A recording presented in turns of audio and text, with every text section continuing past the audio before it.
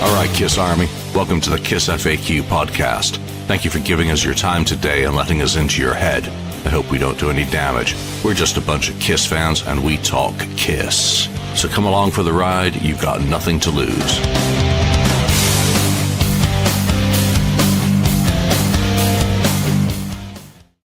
All right, welcome to the KissFAQ podcast. I'm your host, Julian Gill. We're down to 3 today because life comes first when it comes to Kiss podcasting. Marcus Almighty, Mark is here. Greetings. The voice of reason, 69 Blizzard, Ken is here. Hello. And in the live audience so far, we've got Ronnie Parker, Kiss Rocks 57, Austin Newland, Justin Hell, Andrew. Hey, let's get that comment up. Yes, there goes the neighborhood. All right, so we've got a potpourri of topics today that's going to revolve around, well, it's going to start with what's in the box. But what's in the box? First up is, going to be a thank you. I got my copy of the redo of Mask Hysteria. God, I can't get this thing to ever show up right in this. It's because of the background thing. Yeah, it's the background thing, but my mess is my mess, and got to tilt it, and it works. So I got mine. The newsletter is still available. It is fantastic, by the way. Well worth having. But I did a quick unboxing for that. So excited about this, actually. Okay. I'm more excited in some ways to be holding this because of turning it over to someone else and saying, do it. Leave me out of it as much as possible and go crazy. And reimagine it. I'm not going to put any limitations on you. Elaine was very, very respectful, though. Always came back to me with a question about whether something was okay. And I really took something of a hands-off approach. I made a couple of minor points. He found some stuff, that we needed to fix. I found some stuff that I should have fixed the first time around. So I'm very excited by this product. Thank you very much, Elaine, for coming to me with this idea of revisiting Mask Hysteria.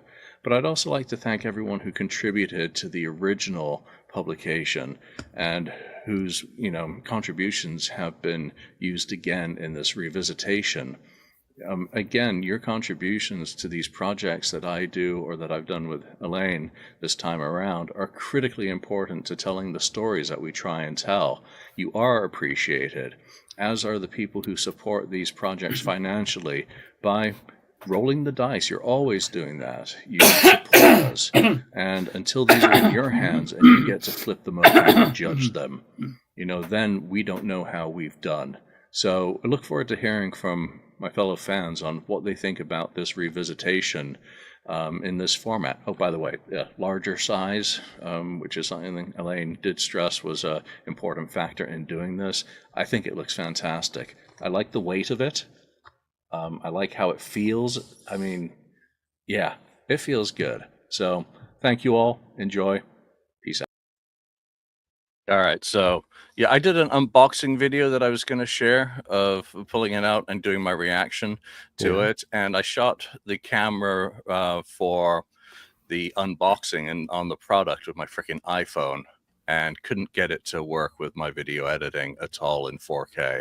It's just ass, and even converting to MP4 and other formats. Apple, you suck with your format. So let's keep going with the mailbox theme. And one of our viewers went for the mystery box items. And that's what's giving us the start of this topic, or these topics today, is what's in the box. And Mike, who watches the show, jumped in with these mystery boxes and ordered 4. I think his total came to about $90 for those 4 boxes. One you can't see on the screen. But he got an End of the Road banner, which I believe he likes all these. Creature's long sleeve. What's this thing? I'm not sure what that is, if that's a tour book or a litho of some description, and another Japanese shirt for Alive 3. So if the t-shirts, the long sleeve was $19 for that Creature's long sleeve, and that's a XXX size. So the Japanese one, that's very cool at that price.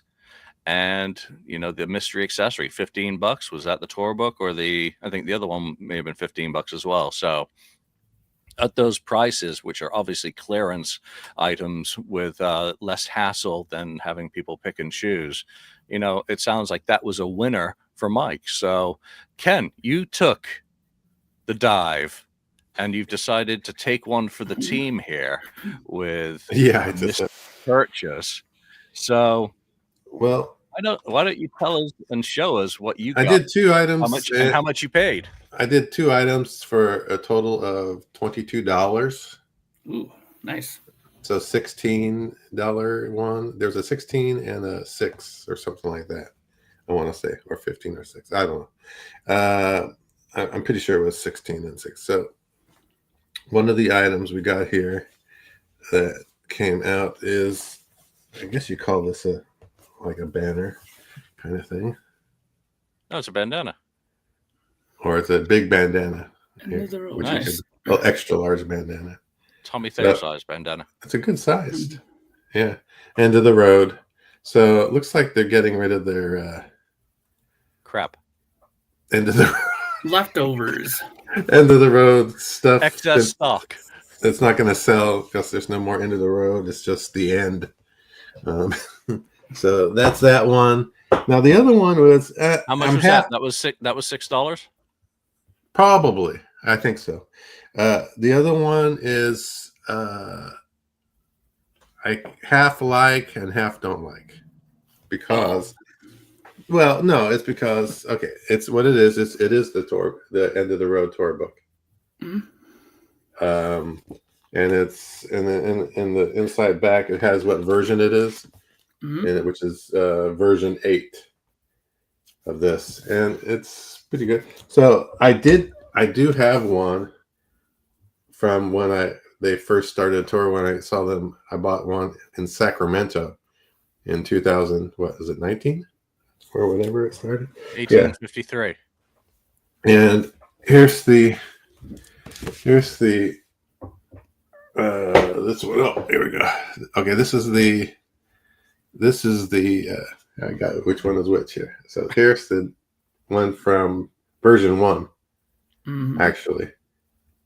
And I want to say the cover looks better. They had a shininess on the cover versus the other one. Plus, I think the second one looks better. The second one is thicker, though. So I know they've changed some things, and I think some pictures, and because the first version was pretty early, and they didn't. But it's the first and the 8th version. So hey, and the first version doesn't have a version number in it. That's why it's the first version. It doesn't even have a version number. 8 versions of one tour, unbelievable. Yeah, Andrew, didn't you do a video on all the different versions of this Poxy tour book? Because I know you were collecting them at one point. Seriously. Yeah, it's one's a little thicker, which is the newer one. I guess 8 may be the last version. I don't know. I assume until the next tour. Till End of the Road continues with Ace and Peter. Oh, what? Yeah. So yeah, right. if you got both of those for $22. Oh man. Yeah, $22. Well, yeah, and then after you didn't get tax and shipping, so it costs more than that. Yeah, so that's a good deal as such. I mean, I still have my version 1 from Madison Square Garden. Not Madison Square Garden. I have one from there as well, but from Vancouver. Yeah, and I mean, I was the second person in merch line in the VIPs for that. Oh, so that's like the second tour book sold on the tour, which makes me kind of chuckle, especially being second in line for the first vault experience. Always coming in second, Mr. Gill. But I haven't looked at those in years. I got to throw those up on eBay and get rid of them. So Well, hold on. We'll get to your other purchase in a Oh, second. okay. Because when I was looking at the mystery items on Kiss Online and at Shop Kiss Online, I couldn't be bothered to roll the dice because I just don't want any extra crap. So I actually ended up buying extra crap that I knew what it was. So I rant and rave about Kiss Online shipping and stuff arriving damaged. This came in a proper printed item mailer, hard cardboard. I am impressed and satisfied with that. So good job, shipping fulfillment. And this is what I bought. Oh, the lips and the pins. I bought the stupid pin set. The it's pin absolutely set. Which are kind of cool. Yeah. You know, just I almost bought that too myself. Yeah, a total impulse buy. It's ridiculous. Nothing wrong with that. It's way too expensive for what it is. But there we are. It arrived in good shape at very fast shipping, and this time I'm very satisfied with my monetary exchange with Shop Kiss Online, unlike the Asylum picture disc, which had to go back. And had to be chased for a refund. So there you go. I don't just criticize. There's a kudos. It's always good making those kind of impulse buys. I did one of those once where I bought those guitar picks. I had I found a 5-pack of these printed guitar picks from Kiss. I was like, it wasn't that expensive, but it was an impulse buy too. Never used them; they're still in the package. Sometimes impulse buys are good. Sometimes they're not. It's like, why did I do that? Ken did an impulse buy as well when he was on. I did another impulse buy because next week we have we're doing the Kiss Refocused on Alive. Oh yeah, next week, a week from today, and so that's going to be for the 50th anniversary coming of Alive. So I've been kind of like getting excited for Alive, and then hearing about the box set coming and all that kind of stuff. So I was out there and I first of all, it has to do with this, which is back in 2001, they had the Kiss Alive cards, like collectible cards, Kiss Alive, okay, yeah. 2001. So I ended up buying a full set, which is 72. And so I just pull out 72 cards? 72 cards, yeah. Wow. Yeah, so here's some of them. So there's these things, shots of Kiss Alive, in live, action. What are those Barry Levine shots, I think? Yeah. Nice. Oh, those are good. There's a lot of cool shots on it. Then on the back side, it has the first set of cards. Number of cards have like the history. They talk has information, and then there's some trivia on some other the later higher numbered cards and stuff like that. So yeah, I was kind of like, okay, well, yeah, what I'll do is when the box set, if the box set comes, I don't think it will, I will add this to the box set as part of the Alive, whole Alive set. So that's all. It was kind of an impulse. I didn't spend much money on it or anything, but thought it was cool. No, and Chris asked the shipping charges. Yeah, the shipping charges were as you'd expect. But there you go. It's shipping and handling, not just shipping. That's what people often get confused about. I also had some cards just sitting on the desk. Anyone remembers these things? The Cornerstone preview set. Oh, yeah. Very nice. I don't know why those are out. All right, let's jump into Las Vegas schedule. That came out this week. Yes. And no doubt people are already kind of getting upset about certain aspects of it. Whatever. But let's I'm not going. So again, this doesn't matter to me, but I think it's kind of nice for those who are going to now know a bit more about what they can expect in Kiss Army Storms Las Vegas. So let's jump into the first day, which is Friday the 14th. This is a little bit small on the tech side, so I'm going to squint my way through it.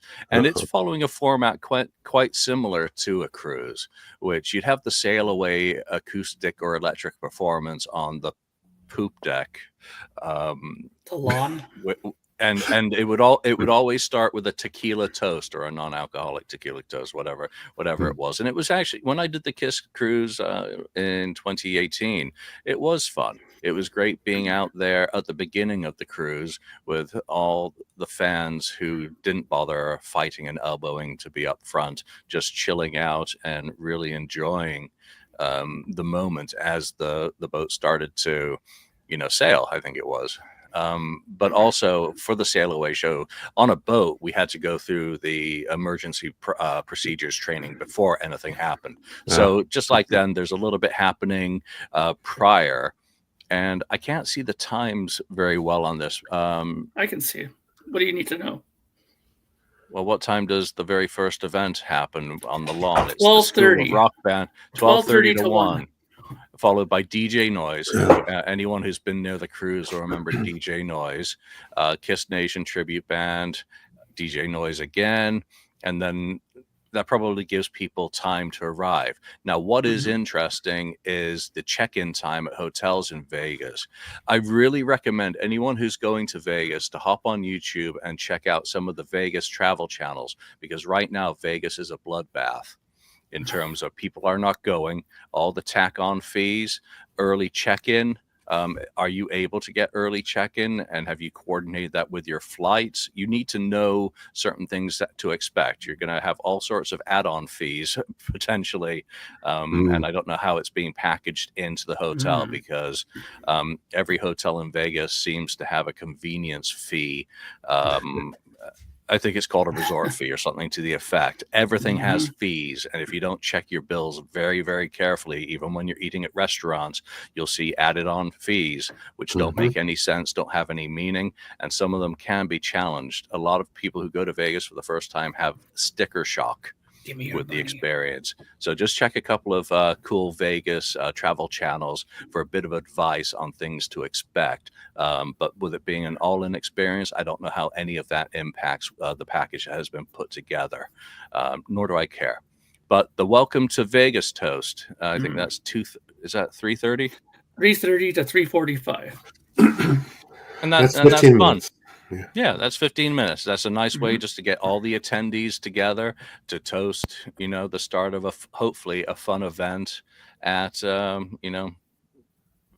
Vegas, Virgin Hotels, pardon me. I can't remember what it was. Then in the theater, things get off to a very hot start. This first announcement is kind of, I think, the obvious confirmation of everything people have been waiting for, which is Eddie Kramer with Jeff Fuhrer. For people who don't know Jeff's name, look in your recent Kiss product. He, at last count, I do believe he was vice president of A&R, and he's produced several of the Off the Soundboard titles. He's a very important person with UMG and the Kiss catalog. So he having a conversation or being a panelist with Eddie Kramer pretty much makes the news reports of Eddie talking about doing remixing of Raw shows for a Kiss Alive product a confirmation in my mind, without them saying so or saying a date. And I think with them making that announcement now for Vegas, that potentially the announcement that people are hoping for a potential Alive box set is pretty close, especially with the release date coming in. We're the end of August now, and it's the 11th, September 10th or 11th. You also forgot one thing though. At 3:45 on the lawn was the Kiss Unmasked acoustic kickoff. I completely yellow on yellow. I mean, talk a way to make it all blur into nothingness. It's 3:45 to 4:30, just in case you're wondering. So 45 minutes. I don't remember how long the one was on the actual cruise. My video is still up there on YouTube that I shot. I think it was a little bit more than an hour. But there were guest slots, for the one that I was on. Ace and Bruce were guests, which was particularly awesome for my experience. So yeah, thanks Mark for pointing that out. It's a high point because that's one of your primary Kiss related performances directly. All right. Absolutely. Hopping back over to conversations with Eddie and Jeff, that potentially can be very fun. It may be more of an infomercial. And maybe if they've announced it before, well, they will have announced it before then, but maybe they'll tell you a little bit of the arcane art of bringing a product to life, both from Eddie's point of view and perhaps Jeff's as well, because it will make for an interesting story. So, Mike Brunn, I hope you're attending and filming and allowed to share and post after the fact so that the rest of us can enjoy who aren't going. Comedy with Craig Gass. So Craig will not be able to use his bit about lifeboats only being available to the top tier customers, but I'm sure he will find something new and entertaining with which to hold the audience with rapt attention. So Craig Gass, a very funny guy, and he's part of the KISS family at this point. So Quiet Riot. I still have no idea what the Quiet Riot. What that? It's Rudy Sarzo, pretty much. Who's in? Oh, is this Rudy Sarzo? Yeah. That's it. Every time I see Quiet Riot listed, my reaction is getting to use that. But Rudy Sarzo now is a banner holder for Quiet Riot and Aussie, because he was an important part of the one of the early lineups with Tommy Aldrich, who took Diary on the road. Was he also on the road for Blizzard? Can't remember. All right, so the Friday night concludes in the theater with Piercy DiMartini performing the music of Rat. I've caught some of the videos on YouTube for the performances. I mean, Steven's never been the most awesome of performers, but Warren DiMartini is spectacular to watch. I remember 85 with guitar, learning the riffs to Invasion of Your Privacy. And Carlos is there too, Cavazos.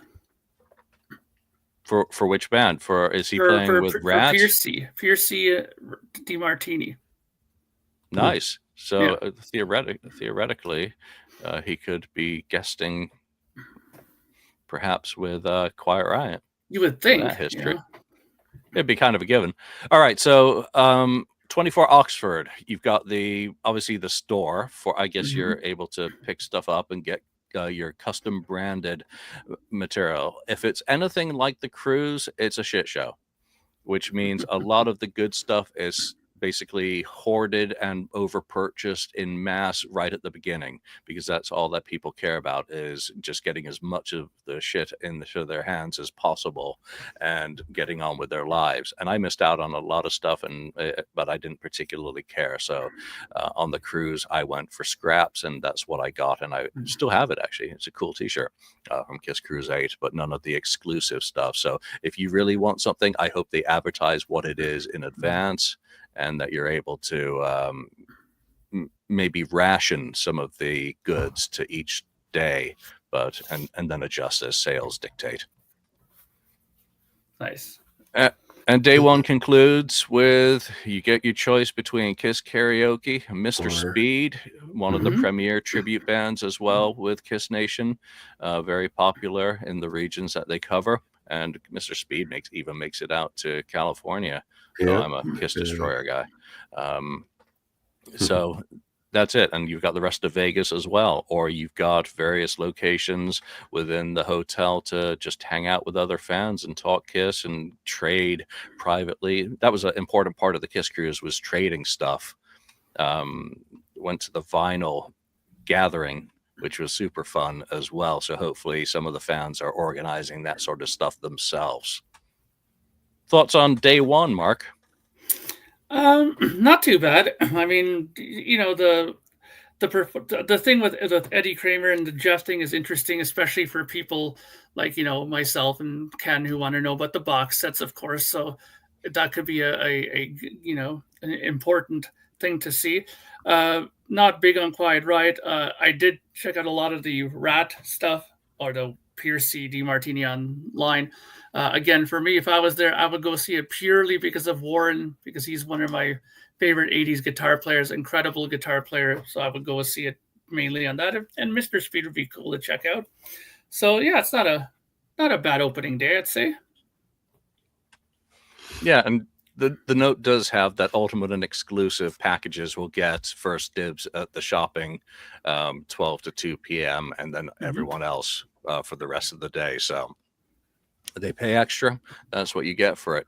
There'll also be the pop-up art gallery. I went into the gallery on the cruise, and it was cool to see. I think I did the jewelry stuff as well. I wasn't buying. I just wanted to see it. So Paul, I was given a Paul print on that in lieu of the acoustic performance because he wasn't able to do it on Kiss Cruise 8, and it was cool. I got rid of it, but it was very nice. So do check that out. Face painting, Right. and artist meet and greets. And I assume for a lot of the artist meet and greets, they may be add-ons because I'm sure that Quiet Riot doesn't want to include that in their fee if they're able to do additional ones. Ken. Yeah, I mean the schedule looks okay. I definitely would want to see the Eddie Kramer thing, and also, of course, Kiss Unmasked, of course. But yeah, Quiet Riot, Rat. Come on, I saw the original, in the '80s. I saw both bands live. During the '80s, so looking to see that at that time. I would maybe just check it out. I'm not a huge Rat fan, really. I like Quiet Riot better or more than them, but that's okay. That's just the way I feel. And then Mr. Speed, I would do that over the Kiss karaoke. Mr. Speed puts on a good show. So I definitely would want to check that out because that's going to be the closest you're going to get to, the Kiss kind of show, back in the day kind of show, 79 or whatever they're doing, 80. So yeah, 82. That would be pretty cool. Yeah. So again, it's all good. Quiet Riot. I mean, I gave up a Quiet Riot after Randy Rhoads left. I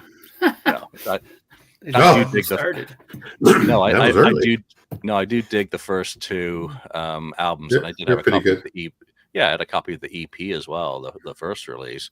Okay. So that was cool. But I think Metal Health, most of us of this age remember all the fun in 1983 of when Metal Health came out and became one of the first big heavy metal albums.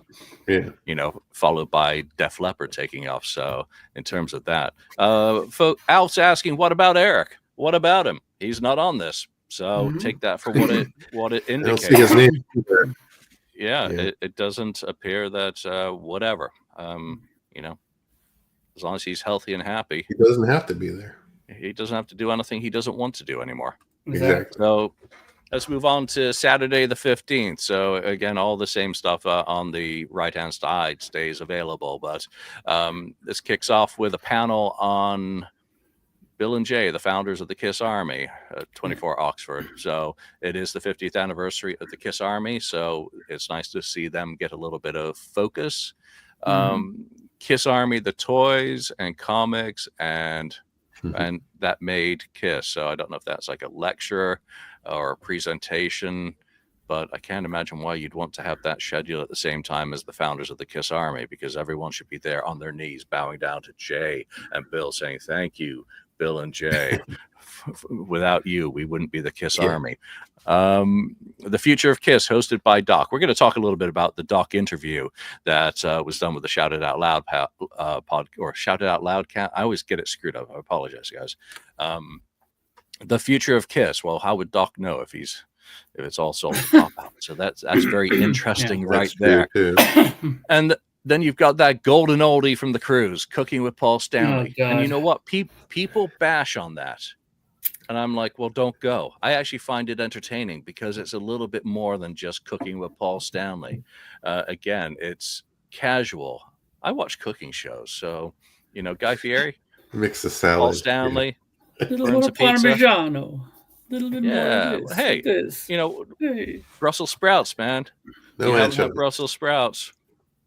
Well, I cook them the way my grandma cooked them. So Kiss lookalike contest. All right. I wonder if they're doing a belly flop in the pool. Pick throwing contest with Gene Simmons. Okay. Really? Is that really something that people are going to... Honest, if it wasn't for the fact that Gene was there, this would be like the most oddest thing for somebody to go and attend a pick throwing contest. And wouldn't it be Tommy Thayer who should be doing that, not Gene? No.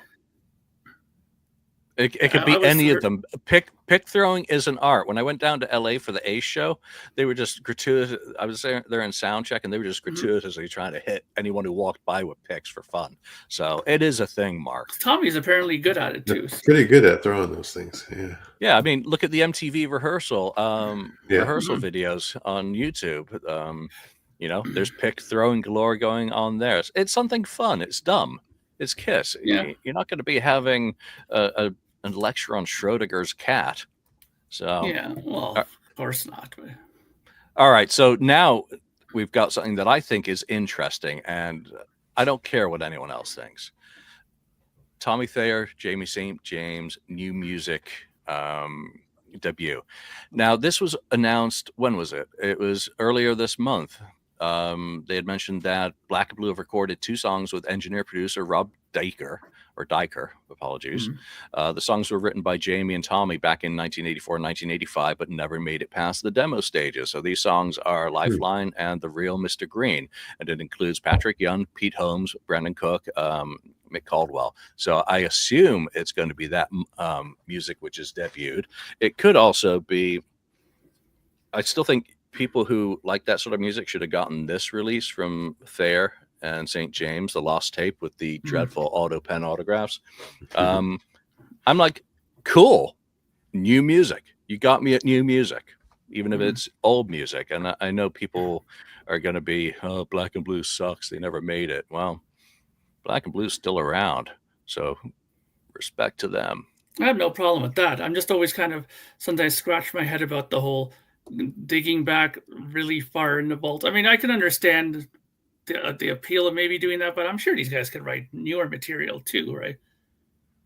Why? Why bother? You know how difficult it is for these dinosaurs to do that. It's I find that a cop out, but it's okay. Well, yeah, that's just my opinion. Doesn't mean that it's right. So we're going to need some reports from the ground in Las Vegas about which audience was bigger, the School of Rock Band or the Thayer St. James new music debut. Thayer.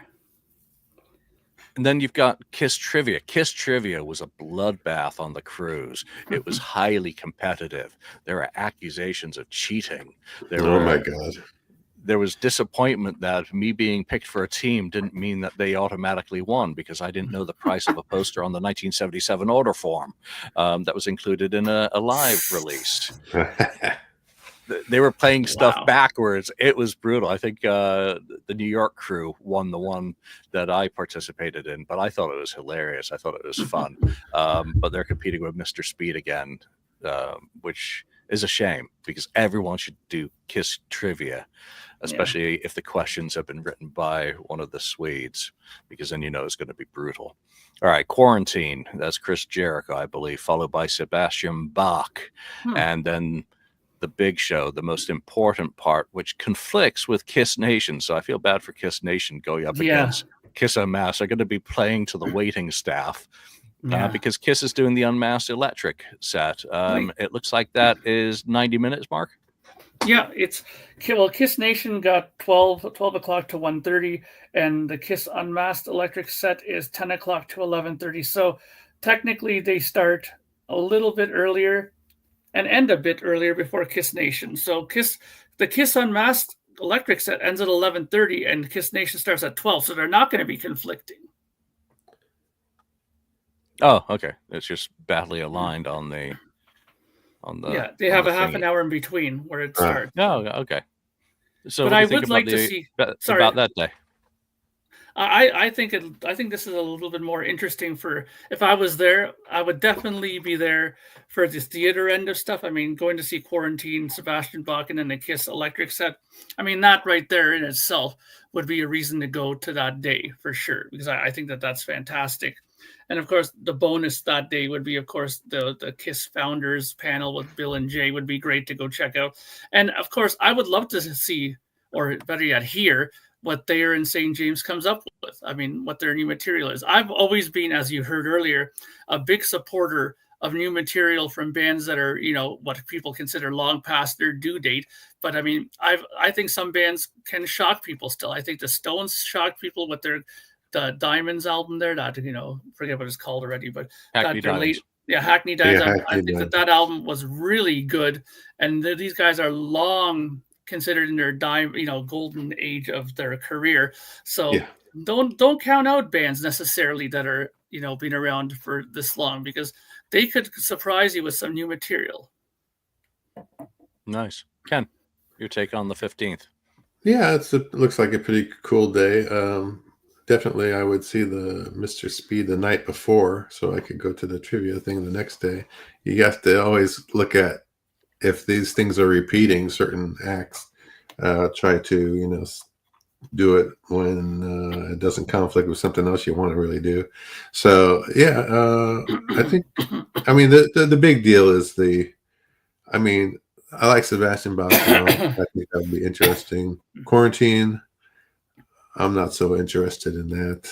I would maybe check it out a little bit, but definitely the Kiss Alive electric set is going to be interesting.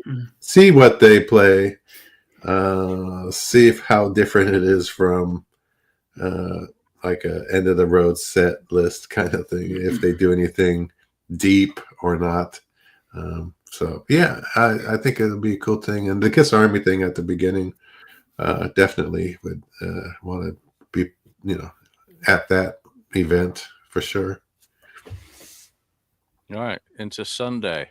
This is a very busy day. So a couple of Kiss Army podcasts going on concurrently. So we know that some of the influencers are going to be there. Have no idea what that means, whether they're going to be recording shows with topics, specific to the event, live. And doing a live podcast is fun. I've done these in Vegas, not in Vegas, in Nashville. Which is the only place I really travel for podcasting stuff, and just to do the live panels on stage and record them. I think I did one with the National Residency guys, so Aces and Gene's band, which is up on the channel. All right, so conversation with Bruce Kulick, Chris Jericho, and Bob Ezrin. Now, is Bob remote? Because I've seen some comments on the virtual. For what? So what? Bob Ezrin and Eddie Kramer at a Kiss convention, I think, is absolutely fantastic for people who are going to be there, especially if they're able to either submit questions prior or after the fact. But I really think Bob Ezrin should have been marquee as a guest, just not commingled with Chris Jericho. Bruce, fair enough, because they could talk about revenge, and then Lonnie will be able to tune into video after the fact. More Craig Gass. I can't see what's that. Oh, Ask Doc. So a Q&A with Doc. Yeah. Okay, well, that'll probably be a whole lot of air. Good luck with the ask, answers. but he won't answer anything. The answers. Oh, he gives an answer. Just the answer may not mean nothing. It's like a politician answer. Well, yeah, but he's a businessman. He can't give you an absolute answer. He's in a very difficult position. He's damned if he does, he's damned if he doesn't. Because if he doesn't answer, he's called evasive, and if he does answer, he's called word salad. So there is no win, but maybe he will at least tip the scale in terms of the perception of something without being specific, and that's all I expect out of these guys these days. Okay, I already said Craig Gass. Name that guitar lick. That's fun. If Tommy's up there, if Tommy's up there with his guitar playing stuff, then that is fun. And trivia, even better if there's a prize. So Mr. Speed gets another bite afterwards. School of Rock Band, Kiss Connect. Not sure what that is. Is that like that game from the 70s with the red, blue, green, purple dots? The dots connect. Yeah, maybe. I have no idea what that means. Connect 4 contest with the band. Yeah, I don't know, but whatever. Interesting. Well, this though, Kiss Through the Lens of the Photographer Glenn Goldsmith. I mean, I really like that book. I don't know if you got that book, Julian, but I bought it and I really, really liked that book. Yeah, I have that book. think we all have it probably. Then that's followed by the Kiss Q&A with Paul, Gene, and Tommy. Interesting. And that can go in a couple of directions. I'm positive. I think it's good. Question. Well, Where's Eric? I think it's fantastic that they'll give an hour of their time to do a Q&A session. Yeah. Mm-hmm. A lot of the time, the questions are really poorly selected. I mean, it's just like, what's your favorite? They're the same old. song? Why did you start? Why did you put the makeup on? It's the same old crap that have been asked at numerous ones of these. But let's remember, it may be the first time that fan is able to ask that question of the band directly. So it's easy for us to roll our eyes and bang our heads against the table. But from the perspective that it's like something being posted on the FAQ, it may be something new for someone, whether it's a YouTube video that we've seen dozens of times. Again, it's that fan's first opportunity to ask that question. I just do wish that it was often a little bit more interesting than when are you coming to next? You can go back on the road. And I listen to a lot of the radio stuff in the 80s and 90s, so I'm triggered easily. Bruce Kulick. I'm not triggered by Bruce. I'm very happy that Bruce is getting a slot and it doesn't conflict with karaoke or something else. So that'll be, why is Black and Blue after Bruce? Yeah, that's interesting. Bruce is it Bruce's bedtime? But I think it doesn't matter. It's not really a concert, so it's not an opener closer type of deal. But that is Black and Blue with a guest appearance by Tommy Thayer. Now, before people crap on that, I'm going to say when Tommy did the charity appearance with Black and Blue, I would have loved to have gone for that because I never saw Black and Blue back in the day. And question, Julian. Now you kind of made me scratch my head here for a second. You said at least it's not going to be it's not a performance. So you're telling me that Bruce Kulick from 8 o'clock to 9:15 is him chatting? It's not a live performance? No, I mean, it's not like a concert as such where there's a defined opener and a defined closer. Gotcha. Yeah, Bruce only knows how to do one thing, and that is to play and play very, very well. Good. So it's better. He also talks well as well, but I think people want to hear him play some of those riffs from his era of the band. Yeah. So Black and Blue, cool. Again, they've been on the cruise. Yeah, that'd be good to see. So this is just a cruise on land. Kiss Nation and karaoke competing again. So that really is the culmination of the event. And that's the Sunday evening. That's not exactly a bang for an ending. That's my only thing with that whole schedule and ending with essentially a tribute band versus karaoke. But I think a lot of people will be, again, the Kiss Cruise is much more of a social event. It is about fans coming together, being together, little cliques, little You're groupings. stuck on the boat together, so. Well, you are. You get to get off on a couple of stops when the boat does come in. Yeah. But again, this is very much like a cruise. Yeah. So what are your thoughts on day 3, Mark? Not bad. I mean, obviously having Bruce play would be great, interested to see the Black and Blue thing as well, especially with special guest Tommy Thayer, even though, I mean, you would have thought that he would play with them. He was in the band since the beginning, I guess, right? So, it'd be interesting to see that. But for me, what I find interesting about this is, as you said, you would figure that they would leave the big stuff to the end, to end out the whole event on a big day. And to me, it seems like the Saturday day is much more impactful, to me at least, than Sunday. But now that we're going to be getting over to the Doc McGhee thing, I mean, that'll give me a chance to answer some of my other things I find interesting about this and how they kind of organized it. So I'll just leave it at that for now.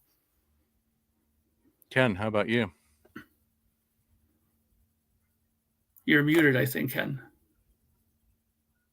Sorry. It's not bad.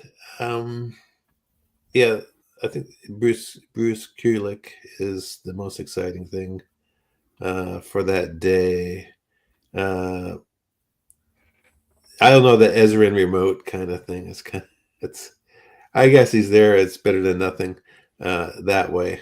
Um, the comedy Craig asked would probably be pretty good, of course. And That's a really risky thing, though, to have someone remote. One technical something gremlin. could go wrong. Oh, easily. Name that guitar lick, I think, would be fun. Obviously, Kiss Connect. I don't know what the hell.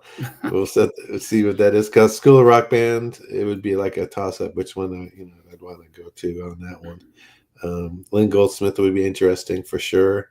There's probably background stories she has for when she did, take all her photos with them. And I'm sure there's some interesting tidbits that she has on that stuff. And then question and answer with Paul, Gene, and Tommy.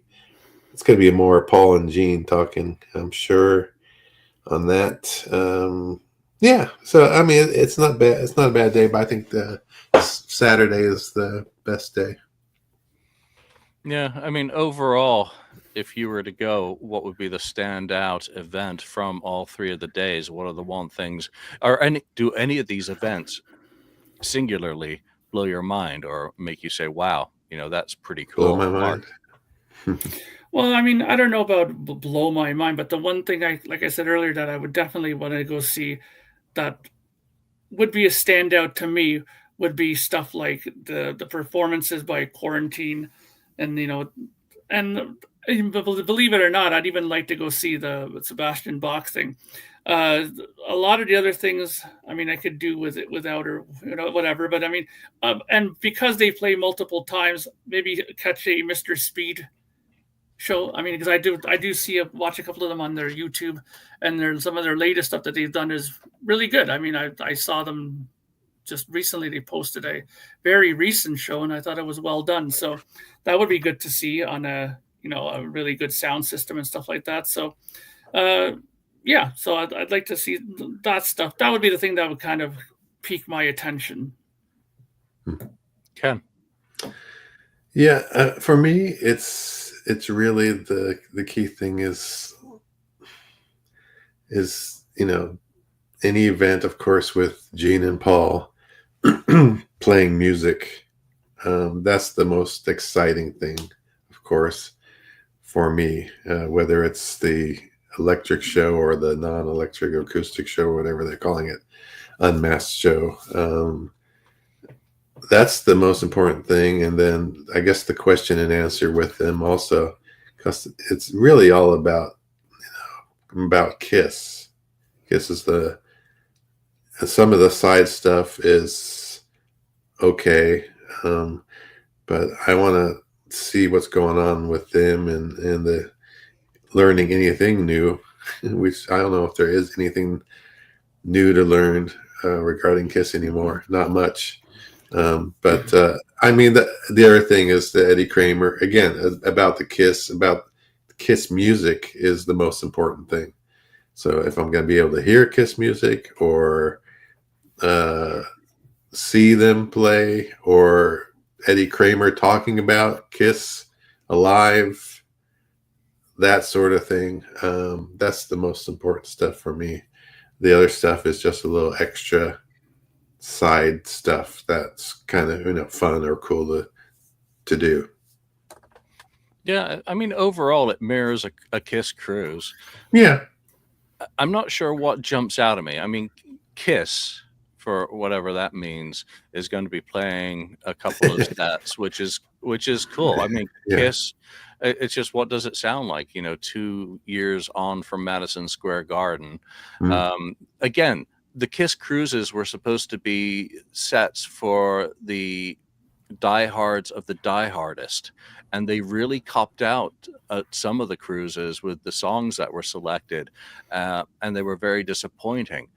But on the other hand, in many cases, we haven't heard a lot of the songs live by the band in any form since December 2023. And when you filter out the songs that Ace does regularly on his continuous touring lifestyle, and Gene's, it leaves some scope for them to throw in stuff and just do it because people have missed those songs. So are you going to get All Night? No, I don't think so. Are you going to get Almost Human? No, but it would be nice if they could throw a couple of bones, something that you just wouldn't expect to be hearing. I would still backbones. Well, I still wouldn't get upset if Tommy was doing either of his songs from Sonic Boom or Monster. That wouldn't upset me. I would actually quite enjoy Be it, okay. giving him that moment.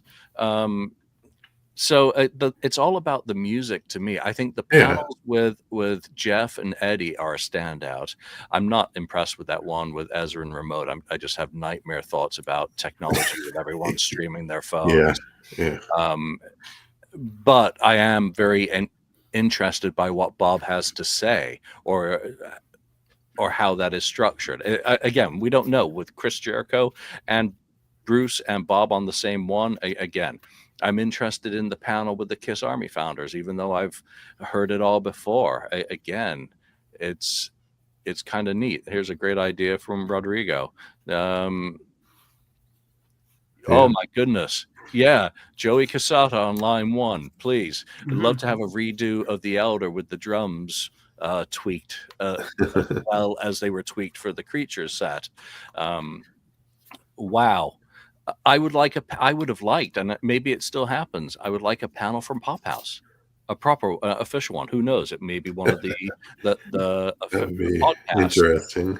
Well, come on, they're working on stuff. Are they able to give the Kiss Army a status update, an official one, rather than Doc McGhee waffling his way through word salad, not being able to say much? I would love to hear more from them directly, not through someone else. I think overall, as an event, again, based on a cruise, it's a perfectly adequate event. It doesn't have as many other live bands, but you've got a lot of tribute bands who are going to be doing more Kiss. And if it's anything like the Vegas residency, then it's going to be a full takeover in that hotel for those 3 days, with napkins and all the drink menus being based off Kiss stuff, which is fun and exciting for anyone who did the VIP lounge during End of the Road. Again, it's an immersive experience into all things Kiss, to the point where on the cruise I was so sick of hearing Kiss coming over the PA. I'd go sequester myself in the lounge with a pot of tea for a bit of quiet, and end up watching Kiss Meets the Phantom of the Park. So, again, it's not reinventing the wheel, but I think reinventing the wheel needs to be done in a completely different way. This is something that doesn't seem to have started out well, but you know what? If Paul and Gene came back in and saved the day with this, I don't think anyone's going to really complain, knowing now what is the bare minimum of what they're going to experience. And you can't put a price on the importance of the human connection. Again, it was all about people on the cruises, and at so many Kiss events, whether it was Madison Square Garden, everything around it was all about the people. That's what the Kiss Army is. The Kiss Army these days is far more about the personal experiences, catching up with friends who you haven't seen in several years or ever, meeting for the first time in person in this online world. So from that perspective, I think Kiss Vegas, Kiss Cruise Las Vegas is going to be overwhelming success for those who attend, and hopefully those who attend will share generously the material that they film on various podcasts, or just throw it up on YouTube so we can start getting some threads going about everything to catch up on. Overall thoughts? No, I mean, I agree with you. It's just going to be a great event. Kiss community gets together, has a good time. I'm sure enjoy it. If I was there, I would definitely enjoy it. So I think it's going to be a fun time. And it's like a cruise. Will they do it again? We'll see how this goes, and see if they decide to do something like this again, or if they go back to the boat kind of thing, or a real boat rather than on land kind of thing. So I'm sure they'll probably do another one after this, if it goes pretty well, which I think it probably will. Yeah, I think I gave my thoughts about the whole thing, but I mean, I waffled so long I couldn't remember if I'd already asked you. yeah. Well, I mean, I think it's okay. I mean, I think the whole thing was, it's decent. I suppose there's a lot of things that I don't know that I think they could have still done. And getting to the whole. Are we going to talk about Doc? I mean, real quick, because I never have heard hitting the magic. Doc's interview on the Shout It Out Loud cast. So let me just really quickly segue into that, because I listened to that whole thing, and a lot of that, what he talked about, I think will have some sort of impact on this, because he claims when they asked him about this event, they asked him point blank, they go, is Ace or Peter going to be there? And he goes, well, they've been asked by us right from the beginning, and the thing about him is that he's like a car salesman, except he makes much more than a car salesman. He knows how to just go beat around the bush, give half answers or no answers at all, and makes you feel like you got an answer out of it. I mean, the one thing that drove me nuts about the interview is he kept saying the boat. It's not a boat, it's a ship. A boat is like a fucking rowboat, okay? A ship is what they wanted to get on, not a fucking boat, okay? They wanted a ship. A ship is big, boat is like fucking, little small thing. Okay, so stop saying boat. Okay, the other thing that made me nuts is that when he said, he goes, Kiss ended on, Kiss did good. They ended at the top of the game. They ended before people started saying that it was getting embarrassing, which is complete horseshit, because people were saying that for the last fucking 5 years that they should have ended it before because of Paul and blah, blah, blah, blah. But you see what I mean? Like, this is, whenever I hear Doc talk now, I don't buy any of it. Everything that he says to me is just complete, utter nonsense that he's talking about. And I wrote down a lot of points on here. Like, for example, he says, the Avatar show is going to be better than any Kiss show that you've seen. Really? That's what you really believe? He really said that? Yeah, he said that in the interview. And he also said, too, they asked him about Eric Singer. He didn't give any answer about that, except to say that, don't worry, everybody is going to be surprised. Oh, okay. So what? So and he said that about Ace. He said that about Peter. So the big surprise is going to be everyone's going to be waiting for Ace and Peter. Then Eric will show up. Then they'll say, "See, there's the big surprise. Eric Singer is here." When really people wanted us probably see Peter and Ace. I don't get it. And then they asked him too about, why hasn't Ace or Peter appeared on some of the other things that they asked about? And he asked him point blank, goes, is it about money? And he just flat out stopped it there. He goes, I don't want to talk about money. I don't want to talk about the finance. And right away, you knew right there that that's exactly why it didn't happen. Because if he doesn't want to answer such a simple question like that, then it's all about the fucking money, why it didn't happen. Okay. So the Doc interview to me is not interesting because you didn't get any answers. And the other thing that was hilarious too is that they asked about the avatars at the end of the show at Madison Square Garden. And he point blank said in there, he goes, those weren't the real avatars. Okay, so then why did you show them? Why did you show them if they're not the real avatars? And they asked him too. They said, a lot of people left that concert feeling that they were, shortchanged, that they wanted other stuff to happen that didn't happen. Oh yeah, we know that. We realized afterwards that maybe we didn't hit the mark. I mean, it's old damage control with this guy. Either he doesn't tell you anything or he's just mopping up stuff. So, hats off to him for being a good cleaner, janitor in that sense, for mopping up all the crap that was left over. But man, it's unbelievable. Like, can we for once get some proper answers? I mean, even a simple answer, I know he's a businessman, but I mean, for fuck's sake, you can tell us something, can't you? Like something of any sort of substance or worth. I mean, this is unbelievable. I would have preferred him to be honest. And, someone said to the last episode, you guys are still whining about Madison Square Garden. Get over it. No, we're not whining. We're talking about it. We're discussing it. Get over that, because it continues to be an important juncture in history. But I would have preferred an honest answer from Doc. Is it not more honest that the opportunity at the end of the show in Madison Square Garden was the perfect staging point to do a commercial for what they were doing next? Just be honest and say that. We couldn't pass up the opportunity to pimp our next project at the end of the show, and that to us is more important than sentimentality and the problems that come with that. Be honest. because that's what I believe is the truth, not that it didn't work out. No, I think the response didn't work out because they had road tested that effect and everything. I think it was Baltimore. They did the dry run for it. So they knew it looked like that. And then it didn't even properly work, I believe. So a little bit of honesty instead of the revisionism and trying to spin reality. Well, that's business again. He's doing what a manager does. He's spinning things to their advantage as he sees fit at this moment, and he will turn on a dime and tell you the other story tomorrow if that's where that direction seems to be leading. It's very disingenuous, but it is also very pragmatic.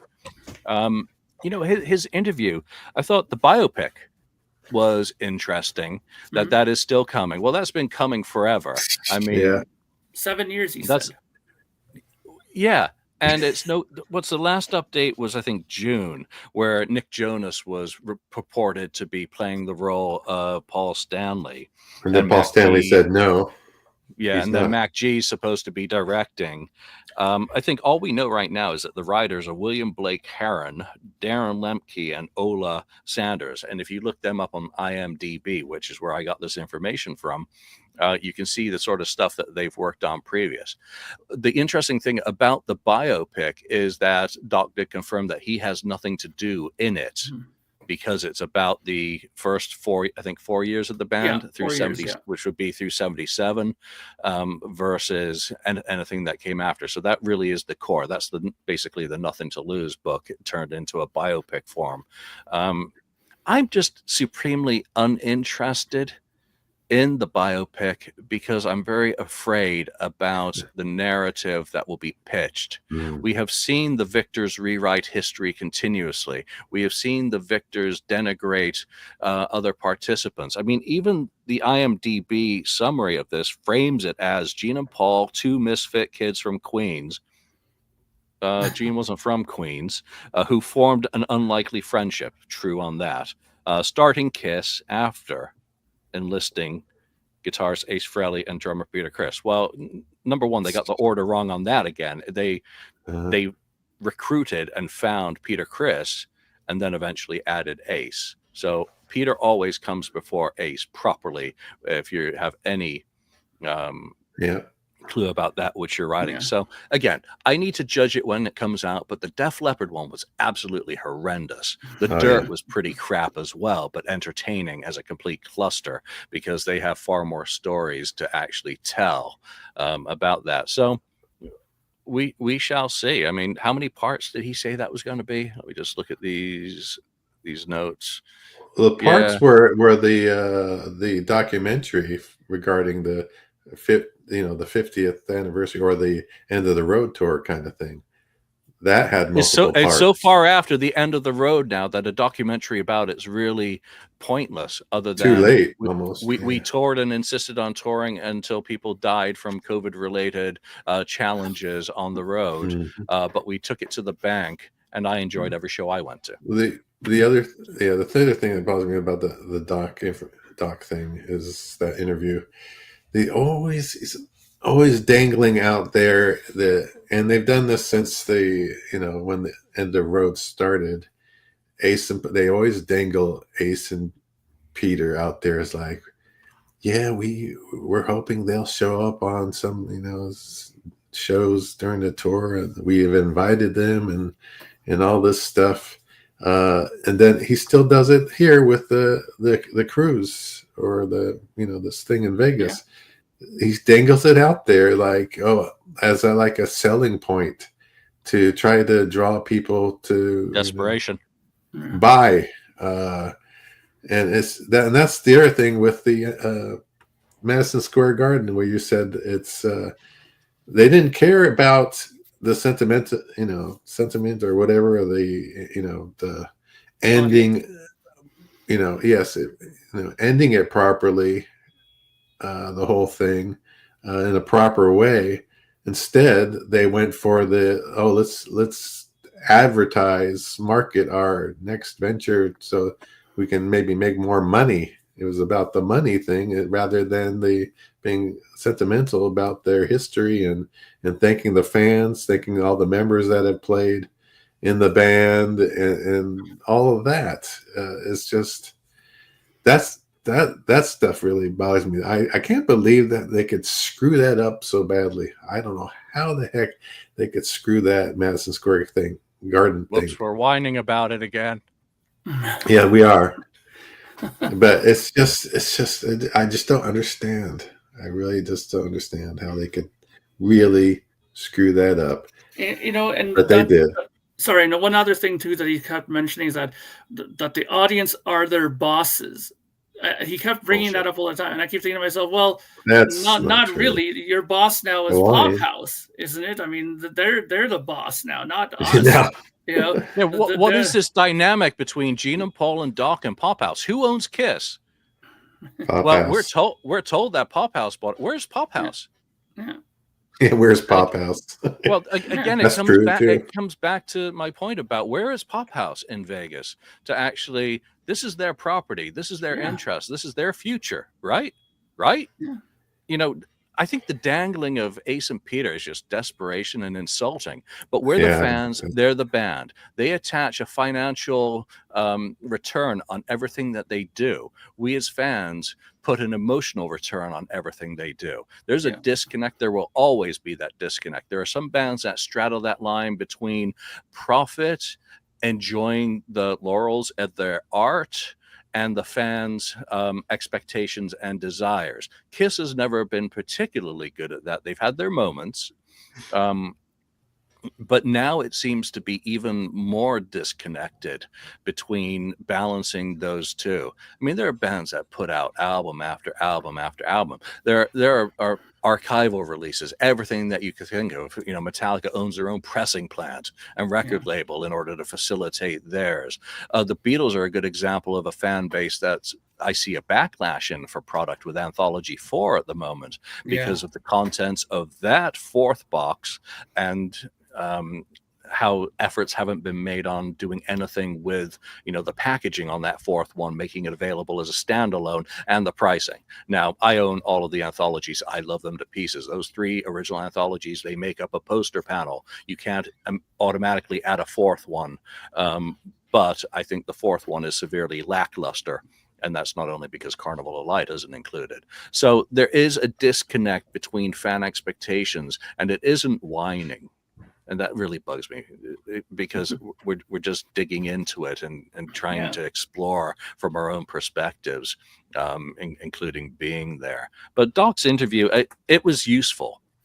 Don't get me wrong. I was very happy that the Shout It Out Loud cast was obviously deemed worthy to get him. I didn't appreciate them taking shots at Ace and Peter. I don't think you should be doing that. If you're interviewing someone as an interviewer, that is way not cool, in my opinion. Opinions vary. There is no right or wrong. Have Podcast Rock City do it. Come on, guys. Get Doc on. So, interesting times to be a Kiss fan. There were some other things. Well, let's just wrap up with one last topic. I don't know if either of you have had the chance, but another one of the Kiss Kids videos has dropped. Them doing a little bit of Fleetwood Mac's The Chain with Nick and Sophie. That wasn't Sophie. Wasn't Nick it? and Evan. I'm not sure who the girl was. So I thought that was Sophie. Was it? Yeah. Well, she looked vastly different than what I don't follow the kids, so I don't care less. But they sounded fantastic, and it was a really, really nice performance of that. So those guys seem to be having fun. Where is their announcement for Vegas? Everyone. Yeah, sorry. I've seen some people mention on the FAQ, where is their slot for Vegas? The kids, the Kiss Kids. That would be fun to see, actually. I don't like thinking of them as anything other than irrelevancies to my history, but they've done some good Simon and Garfunkel harmonizing. Maybe they could do some Beach Boys. You're not irrelevant. You Mark? see. You will see. You guys are still. She says they're going to be Kiss 2.0. You wait. They're going to be taking. You watch. You guys can laugh, but I'm glad we make these videos. I'm so happy we have this podcast, so we can refer back to the earliest times when I talked about this. But I do agree. Maybe they should have been on there. maybe it could have been added. Why not? And you know, one thing that really surprised me, I don't know, Julian or Ken, if you noticed this, but Nick there, Simmons, has this very interesting sort of ambient sort of electronic outfit that It's he very does. cool.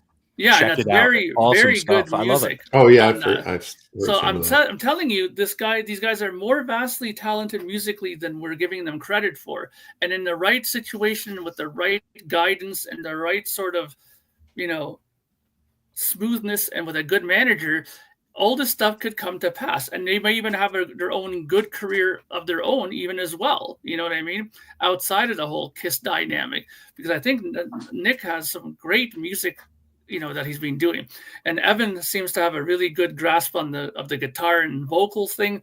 I mean, he seems to be really coming along, you know. And never mind his band that he has now. I mean, look at Kiss had Wicked Lester. I don't think anyone does mind it. But that's what I mean. The Kiss had Wicked Lester. If we were to you know, look at them and judge them just by that we would have laughed at them already long time ago. But they made Kiss after, so who knows what Nick does later down the line? You know, I still think I'm going to buy that album. I will buy their album when it comes out, because I am extremely curious about it. But I think, don't expect them to be Kiss 2.0. Let them be Nick and Evan, or whatever they're going to, you know, call that on project. this album, Yeah, because Nick's stuff is really cool, very worthwhile checking out. And Amber Wild, I wasn't a big fan of it, but I did like Evan's charisma and stage presence. He's obviously, you know, paid attention to his father, and they did have a few good bits and pieces in that. But as I said, I always thought that Evan still learning. Needed better people around him. Yeah, they are learning, but you know, they've had opportunities. He's played Madison Square Garden, so. Yeah. There was a couple of comments before we wrap up. Where's the 27-minute version of Helter Skelter? Where's Revolution number 10 or whatever it was? The 12-minute version. I've got that, but I'd like to hear a properly mastered one. Where's War Machine? Oh, Daniel, jeez, dude. I didn't do any work on War Machine this week. I did do some work on that. To add in some material for proofing the Ace book. And last night and this morning, I was actually working on Magic, the reunion 30th anniversary project I've been doing. So that's all either of those in terms of updates. Update on Peter's solo album. I checked peterchris.net for any updates on that. I'm not aware of anything that's public at this time. Beatles comparison. Yes, we want a Hard Day's Night or Beatles for Sale box set. Give me any of those. Rubber Soul for sure. Rubber Soul for sure. I mean, I had that cassette in the 70s and 80s. Great that was album. one of, along with Sgt. Pepper's A Magical Mystery Tour, were the three I remember having until we got the red and blue later on. Beatles is great. Just to do a quick aside on that, if you enjoy dives into Beatles material, there's a auction site that does podcast, Parlogram. Throw that into your YouTube browser and find. I've seen that guy. Yeah, very good. He speaks at a much better cadence and tone than I. Very measured. It's a little bit slower in terms of speaking, but for people whose language isn't necessarily English, great delivery. Just finished watching his 3 on anthologies with some of the stuff that didn't make the cut. So very, very interesting. All right. And one last thing, sorry, that must be said. For all of you people who are members of the KissFAQ.com site, Julian posted a very, very good song of the moment with what was that again? It was Jesus, Take Me, yeah. Take Me. Very well detailed, excellently done, and you get a great version of it at the end of the episode there where he plays it for you. So really well done. I highly recommend that people go check it out. If you're not a member, come on, 99 cents. It's nothing a month for some that one's available to everyone, actually. Yeah, there you go. I goofed on that. So just a quick note on that. The Take Me demo, I left it at the speed that circulates. It really could be bumped up 5% and it sounds way better. It's just running a tad slow on that, but I didn't want to go messing with it. But the different bass line, the different drum patterns, much more swing to it on the original. And I think Paul's got a really good vocal on that. So yeah, Take Me, great song. Cut, I think August 76. That's my guess. And I talk all about it. It was just a song of the moment that became more of a demo story. So that's why I made it available members first to public. So thanks for mentioning that. All right. That's the show for this week. I want to thank everyone who's taken the time to chime in with their comments and join us live. If you're not joining us live, thank you for listening this far in the show, wherever you're listening to us. But that's it for this week. Next week is Refocused at 50. Yes. We are digging back into the mighty Kiss Alive, the album that sets the gold standard for everything Kiss does live afterwards. Looking forward to that episode. So get your guys' scores in, and we shall see you next time. Take care, everyone.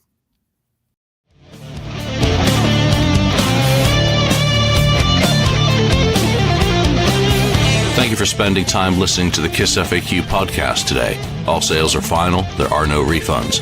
If you'd like, look us up on Facebook or come over to the message board and discuss the topics we've broadcast today.